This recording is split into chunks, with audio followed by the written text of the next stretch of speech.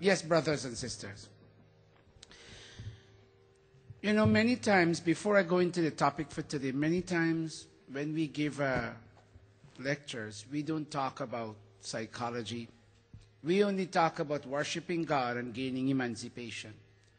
And most times, most pundits, unschooled perhaps, I'm not sure, but unschooled in topics like psychology and how the mind works and how the inner apparatus of mankind, how they work, they are unable to project topics from our Vedas related to these so-called non-religious subjects.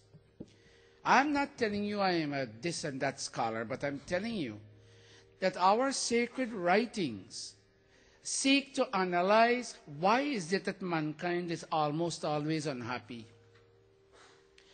Before we talk the language of how we're going to feel God and meet up with God, we need to first talk of the language that educates us on how we feel here. We can't reach God unless certain psychological preparations are made here. And last week we talked about when I see a phone, I go on the net and I see a Sidekick phone costing $500. And some of our Sanskrit students were laughing, but also said that is so very true. When I see a phone costing $500 and it has PDA and it has this and it has that, the first thought that comes to my mind is to buy that phone. And then I say, oh, what is $500? I'll go buy it.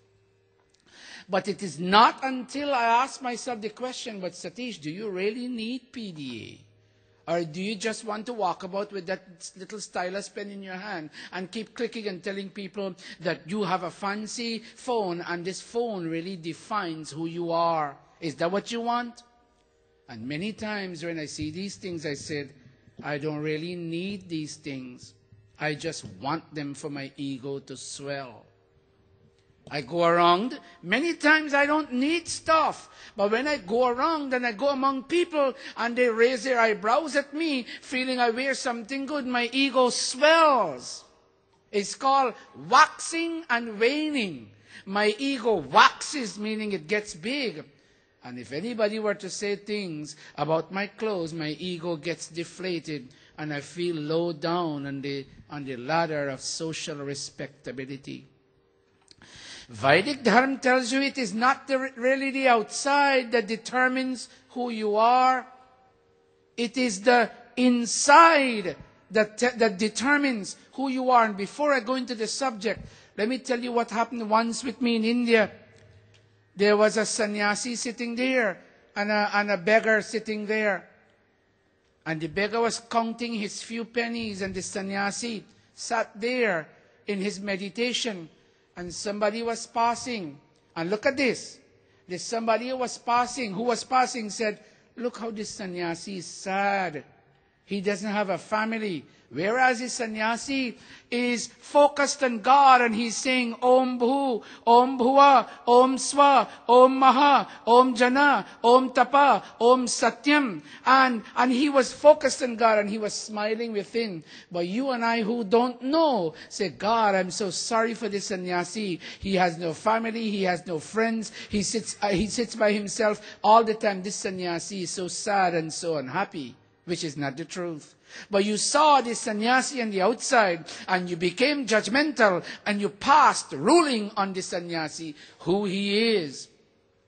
And you're up there on your 14th floor and you see the beggar counting his few pennies. And the beggar is saying, God, I wish I had more today. And the beggar is very dissatisfied. He doesn't have anything called satisfied. Why is it I only collected 3 rupees today? Couldn't I have collected 20 rupees today? I would have gone in a restaurant and I would have had a good meal. And the beggar is dissatisfied. But the man on the 14th floor sees him and says, what a peaceful life this beggar has. Not knowing what's going on in the beggar's mind. And the beggar is tossed here and there because in his estimation, he did not collect enough for the day. Now, how can we relate all of this to me and to you? Somebody please connect this for me, if you can. How can we relate all of this to me and to you? Watch this, brothers and sisters. Many of us have desires in our hearts. And our desires, when they are unfulfilled, we are thrown into anger, into convulsions of anger. Watch me, everybody.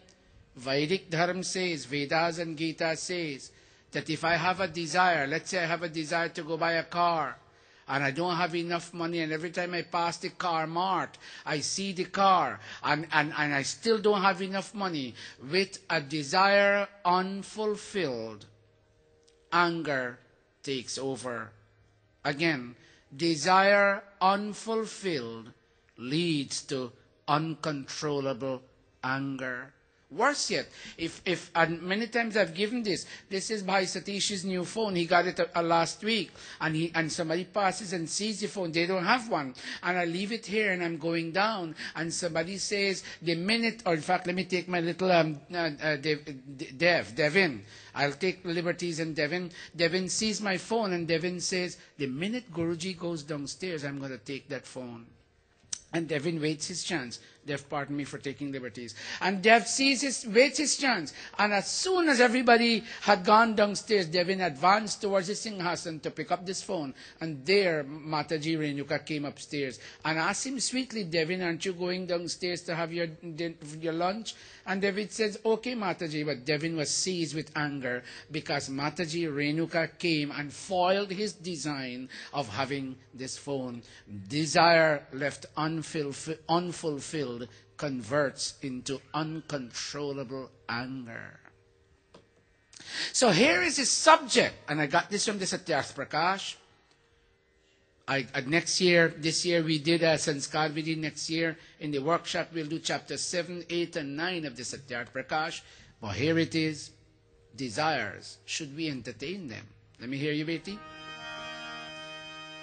बिना काम नहीं हो सके धर्म कर्म के काम ओ स्वामी धर्म कर्म के काम भली नहीं अति कामना भलो न अति निष्काम गुरुवर दयानंद की जय सियापति रामचंद्र की जय योगेश्वर कृष्ण चंद्र की जय.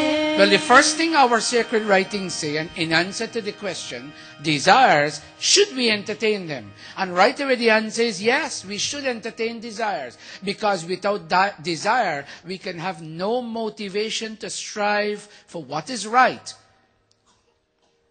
And we will have no motivation also to strive. Two things here. We'll have no motivation to strive, and I'll explain that in a moment. Without desire, we will have no motivation to strive. And if we do not strive, we will have nothing good coming our way. Example. When this building had to be bought, and this is a perfect example to illustrate this point, we didn't have any money. We had no money. Somebody had to go put their house on second finance mortgage. Somebody had to take $1,000 out of their pocket. Somebody had to lend $15,000. Somebody had to lend $50,000. In other words, the striving had to be there to acquire the building so that we can all meet, so we can all teach Sanskrit, so we can all meet for satsang, so we can all gather together on Phagwa and Diwali and provide seating accommodation for the huge crowds that come to this mandir. Providing accommodation for people who come here is the virtue we are trying to realize. But you can